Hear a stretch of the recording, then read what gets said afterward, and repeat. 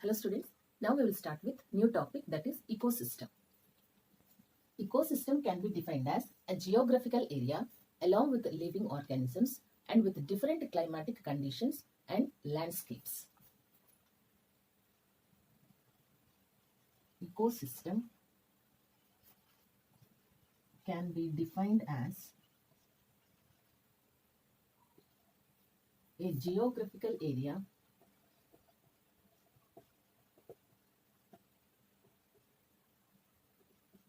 with living and non-living organisms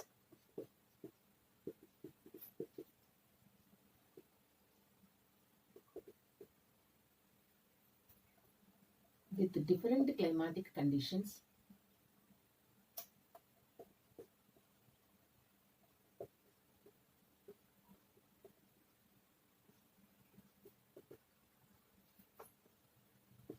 and landscapes. It can be categorized into two different types. One is terrestrial ecosystem and second one is aquatic ecosystem. Categorized into two types. One is terrestrial ecosystem and second one aquatic ecosystem. Under terrestrial ecosystem, we can see forests, grasslands, and deserts. Under aquatic ecosystem, we can see wetlands, ponds, lakes, rivers, estuaries, etc. There are some other types of ecosystems called as crop ecosystem or crop field ecosystem and aquarium type of ecosystem. Those two are considered as man-made ecosystems. Crop field ecosystem and aquarium ecosystems are man-made ecosystems.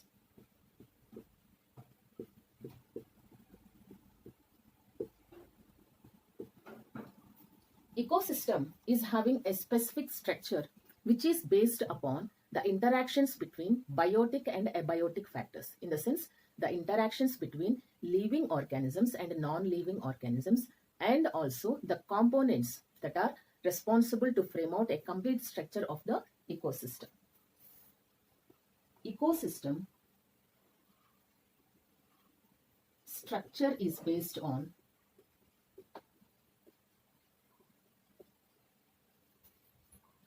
interactions between biotic and abiotic factors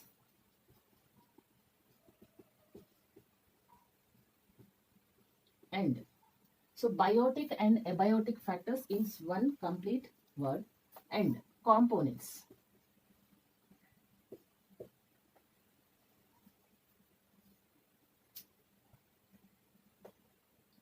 You can write components in it. So these interactions give a specific structure to the ecosystem. So those interactions can be considered as a physical process or a physical that lead to a physical process. Because we are telling ecosystem shape. Shape means the structure, external structure of the organism. It is based upon interactions. So interactions can be considered as a physical property, we can say. A physical property. Now, when these interactions are arranged in a vertical manner, then the term given is stratification. So, how can we represent that one? The arrangement of interactions in a vertical manner. The vertical distribution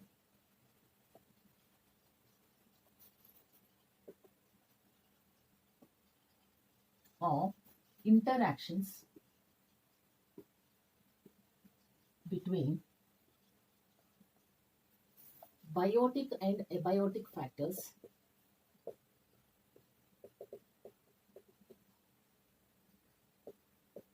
is termed as stratification.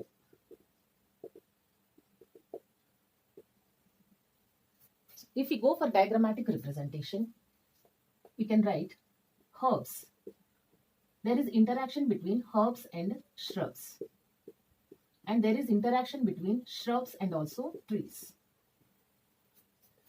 So here we have said the interactions between biotic and abiotic factors. We know these are the living organisms, the plants. But there must be interaction between the plants, the herbs or the shrubs or the trees along with the abiotic factors. Here abiotic factor can be a climatic condition.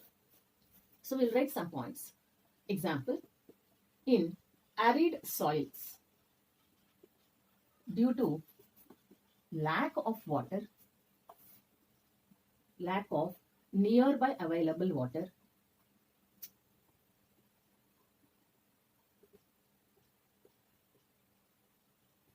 herbs cannot grow,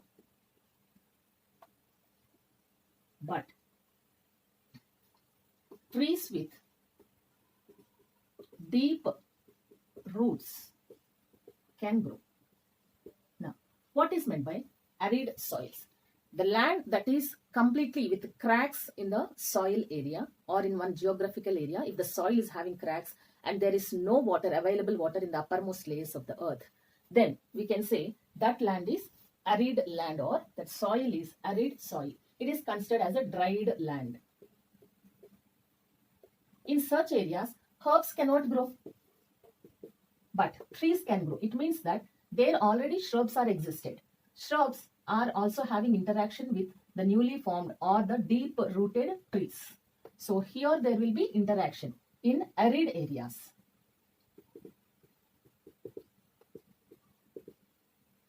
Now, what about the herbs? For suppose, if you take the polar regions. In polar regions, mostly in polar regions, we will see ice. But when ice is melted during one particular season, either it can be summer season or because of the floods, water will be moving from upper higher altitude to the lower altitude. During that time, the soil will become moisture and it leads to the development of little or very less number of herbs. Means already when we are talking about herbs means there might be some shrubs and trees. But the herbs are newly grown only when the available water is giving little bit of moisture in that particular area. So in polar regions, when ice melts and moves to lower lands due to moisture, few herbs are grown there. Means there is an interaction between the newly developed herbs and also the non-abiotic factor, that is climatic conditions. So that we can say the vertical distribution. Herbs are very much smaller in size. Next size issue goes to shrubs and next priority goes to trees. So in this way, the living organisms are having interactions with that of abiotic factor, nothing but climate here. Here we are taking just one factor and giving out an example.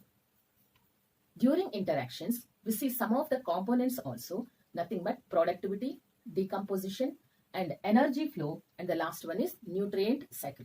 These four different types of components are responsible for a particular shape of the ecosystem. During the interactions,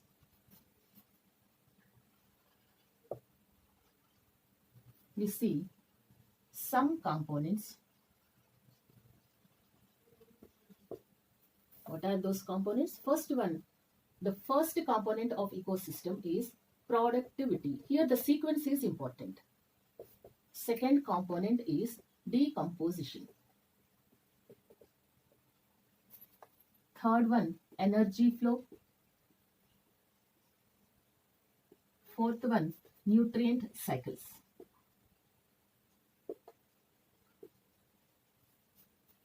The first one, productivity.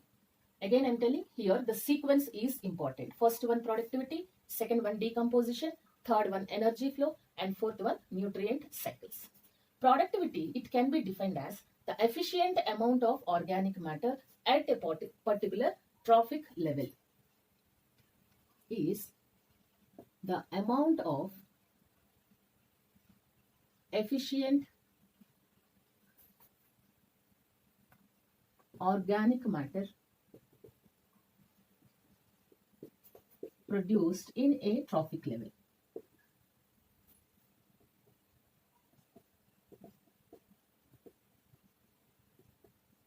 At a given geographical area, means in one particular area.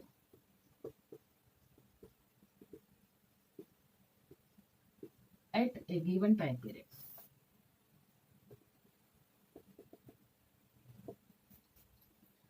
So here there are some units, that is grams per meter square. So here units during calculations or during counting the amount, here we have used the term like amount there. It means that there will be some calculations. So during calculations are grams or mass per volume or meter square in a time period. That time can be a day also, a month also, and year also. Sorry, a year also. So next one, this is productivity. When we are dealing about the productivity, we should learn about another important point, that is production. What is difference between production and productivity? So if you take 1 acre of land, some product we have got after 3 months or 4 months basing on the type of the crop. The total content without regarding of efficient product and non-efficient product, whatever the product that has been obtained from the field is considered as production. But out of that production, some part may be non-efficient part, means husk. If you take in case of rice, if you remove all those, and when we get the pure rice, which is removed with that of outermost coat, husk, then that part is considered as the productivity. So we see a new term called production. It means we can say productivity can be a part of production also. So now what is meant by production? The total organic matter produced in a geographical area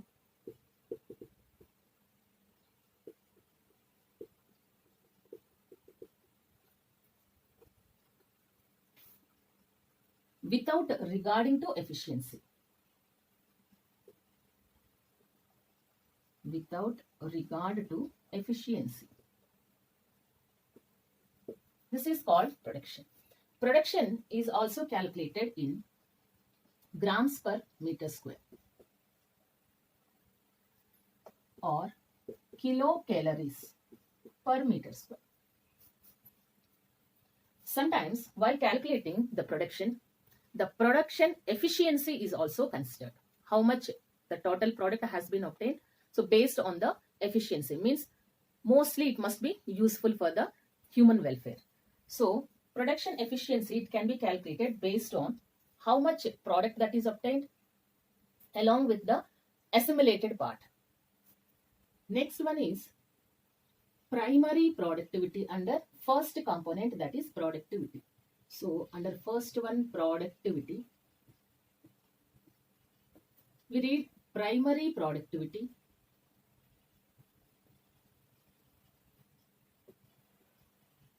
and secondary productivity. So first we will start with primary productivity.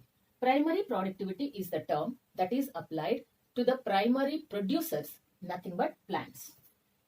We know that productivity means only the efficient part of the production. Is the term applied only to primary producers. What are primary producers means? Plants. Next, this primary productivity, it is considering only the efficient part. Here, the total product that is obtained is given with a special term that is called as gross primary productivity. The total product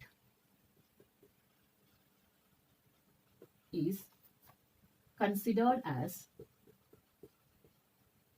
gross primary productivity.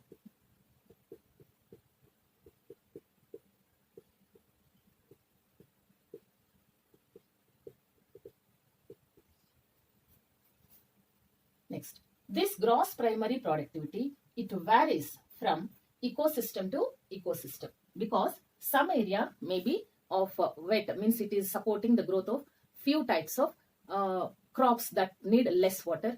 Some types of geographical areas, they support the growth of means rice type of giving crops that need more and more water. So the gross primary productivity, it varies with the geographical area and also with the ecosystem.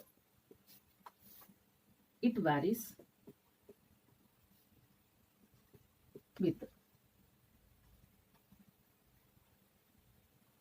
from ecosystem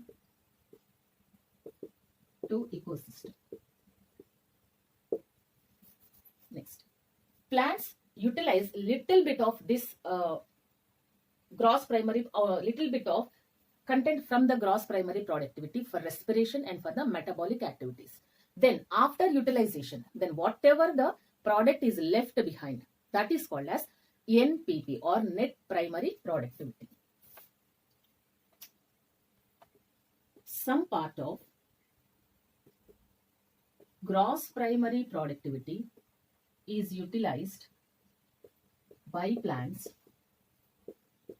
for different activities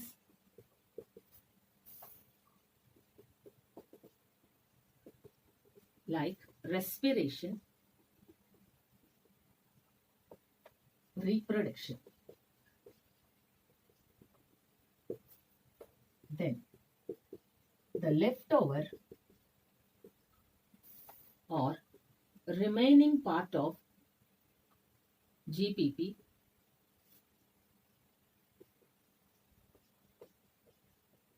is called as or is termed as NPP. So we can write this one GPP minus respiration.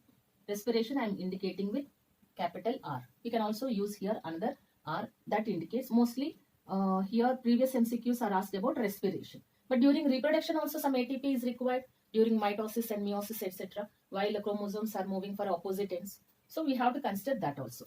So GPP minus R is equal to NPP. That is net primary productivity.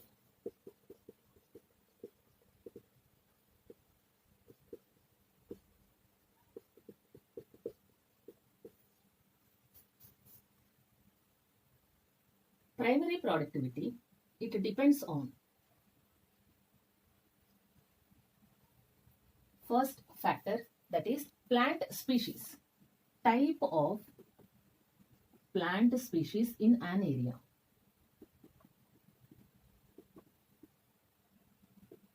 This factor. Second one, photosynthetic capacity in that area. Photosynthetic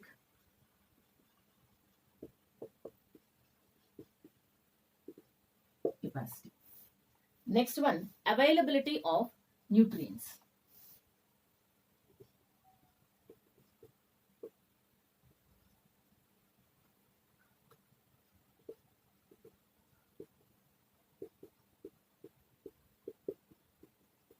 And water also we can consider. Next one, solar radiation.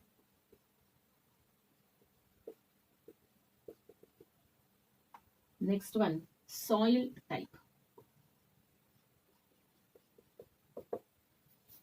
So these are few types of factors that are responsible for the primary productivity dependency.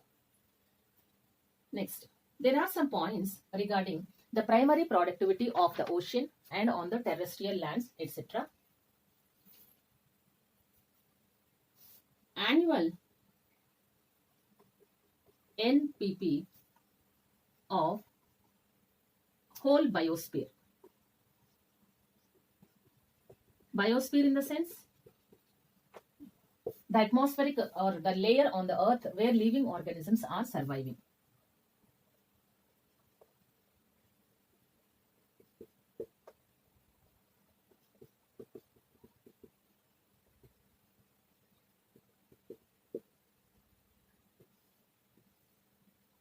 So annual NPP of whole biosphere is 170 billions 107 billion tons. This is considered with dry weight of dry weight. Dry weight in the sense, if you take some quantity of living organisms and remove water from that, then what is the weight? That weight is called as dry weight. Weight of any living organism after removal of water. Next, NPP of oceans is 55 billion tons.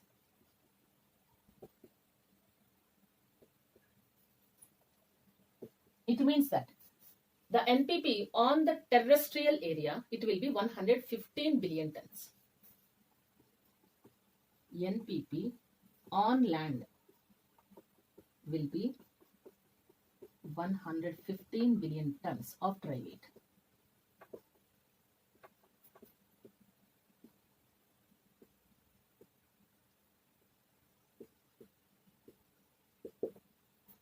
This is about primary productivity. Next one is secondary productivity. Secondary productivity is the new organic matter that is considered to be produced in the herbivores and later again utilized by the same herbivores or primary consumers. Is the new organic matter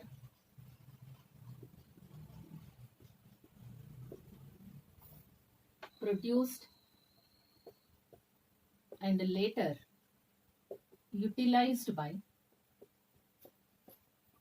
primary consumers or herbivores. We have seen GPP in case of primary productivity just before this secondary productivity topic. Out of that, plant will be utilizing some of the energy in the form of respiration or in the form of reproduction. After that, some NPP is obtained, means some energy is left over. This NPP, in case of consumers, it is considered as GPP of herbivores. Means when we are considering about GPP, means the total NPP now in case of GPP, in case of herbivores is considered as a GPP. Means this is only the first available energy in case of herbivores. But especially in case of herbivores, this GPP is termed as GSP, that is gross secondary productivity.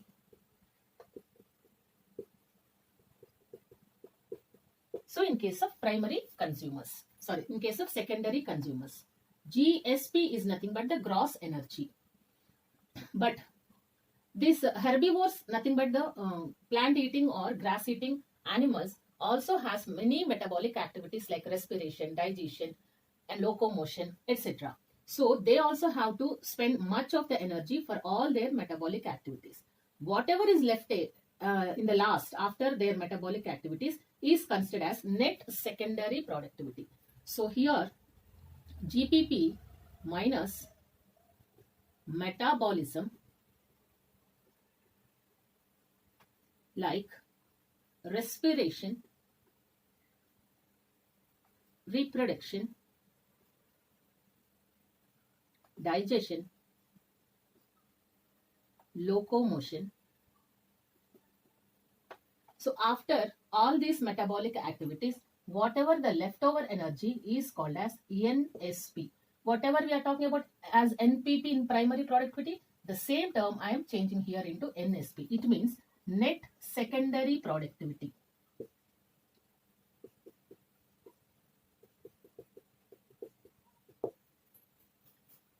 Now, Here we will see one important statement, that the NPP of the primary product or primary producers is given, are considered as GPP of herbivores. NPP of primary producers is GSP of herbivores. Now, we can say the same sentence, the same meaning with another sentence.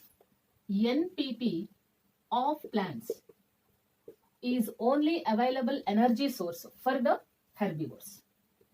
Is only available source to herbivores. This is about secondary productivity. As I said you, the sequence of the components of ecosystem are very much important. So this is considered as second component of ecosystem.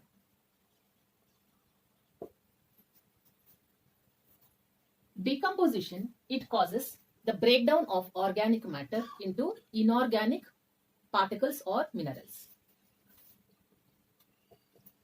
It includes the breakdown. We can also use the term like catabolism of organic matter into inorganic particles or matter.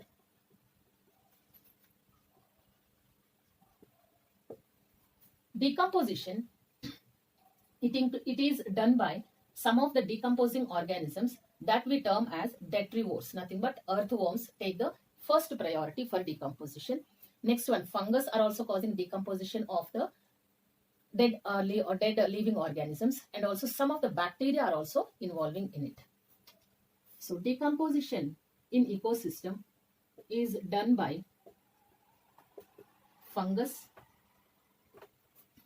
bacteria, and detrivores. Bacteria, they undergo a process called as catabolism. They convert, by catabolism, they convert detritus into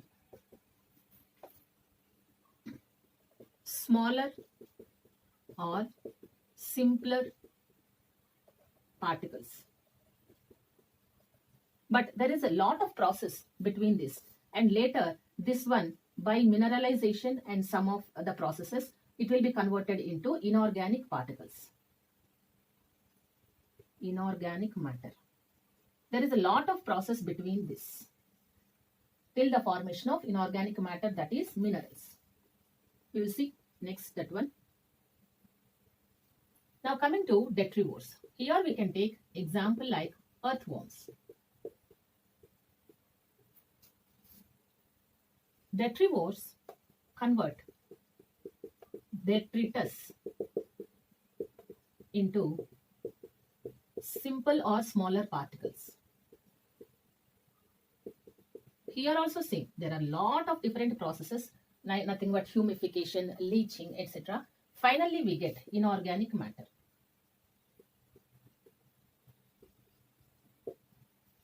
Now, what is meant by detritus? Detritus means the dead leaves, twigs, plant parts, fallen plant parts, will write. Fallen plant parts. Next, dead remains of animals and their fecal matter, etc. All this constitutes the detritus. Now, detrivores are playing a major role in converting of detritus into the inorganic matter, but the fungus is also involved and also bacteria are also involved in conversion of all these processes. Decomposition is an aerobic process that is done by detrivores.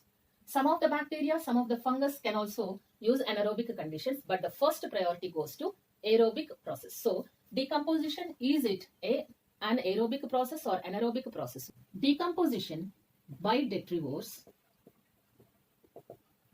has few steps. Like, first we can give priority to fragmentation. So detritus by fragmentation is converted into smaller particles. We can say these particles are inorganic, smaller inorganic particles. These smaller inorganic particles by the process of leaching.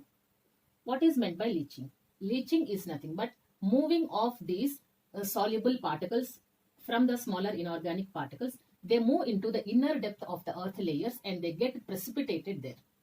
Here, in general, leaching means entering inside and getting precipitated. Such process is called leaching. But here we are studying in terms of ecosystem. So by leaching, these smaller inorganic particles gets precipitated and become unavailable for plants.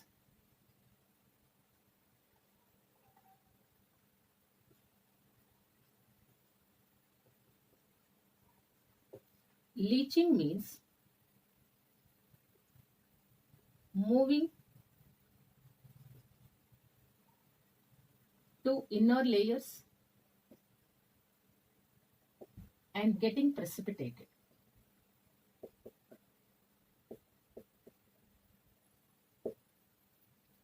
Now, the same detrivores, again, detritus by detrivores, they does another type of process also that includes humification, mineralization, etc. that we will see here by detrivores. It is getting converted into by detrivores by the process called as humification.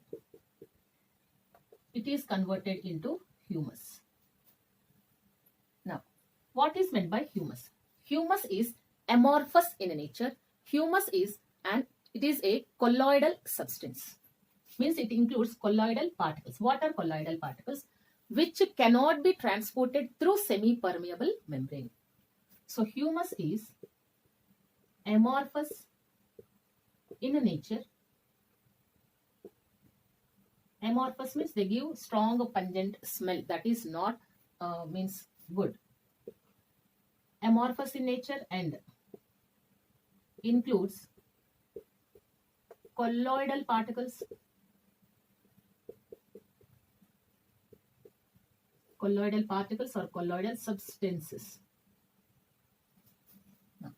So detrivores convert the detritus into humus by the process of humification.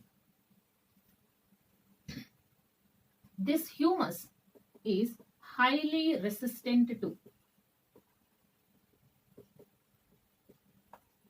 bacterial enzymes.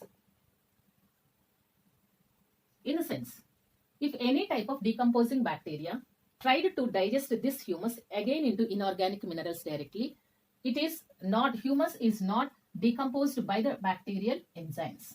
But in course of time duration, slowly this humus will be mineralized into minerals. Humus is slowly converted to minerals. This one by mineralization. So detritus by humification is converted into humus. humus by mineralization is converted into minerals. We can see one important point, that is soil with humus is the best soil for agriculture.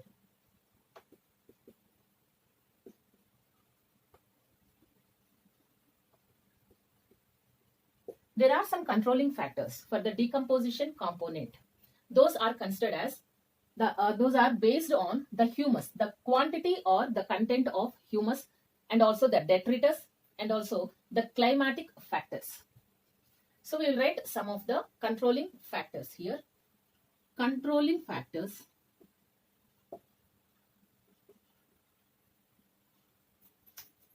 of decomposition are, first priority goes to quantity of detritus.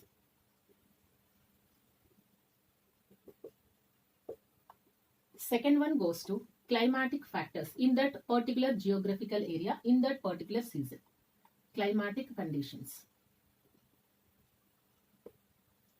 Next point, if detritus is lignin or chitin, etc., then the detritus is considered, it takes a lot of time to get decomposed and to be converted as fertilizer. Then the decomposition is very slow.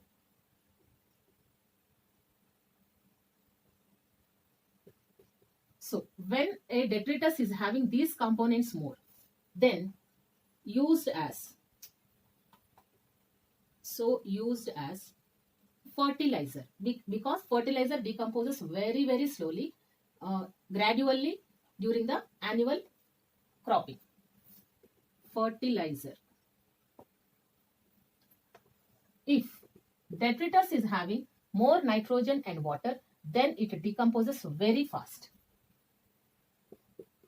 Detritus has more nitrogen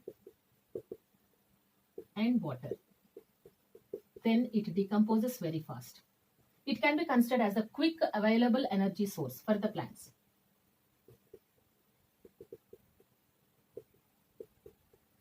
Is very fast.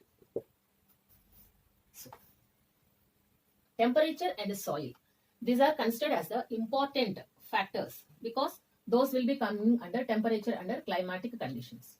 So we can also write, so temperature under quantity of detritus. So under climatic conditions we can write only temperature. Next, soil moisture. Also important factor of decomposition. So this is about the second component of ecosystem, that is decomposition.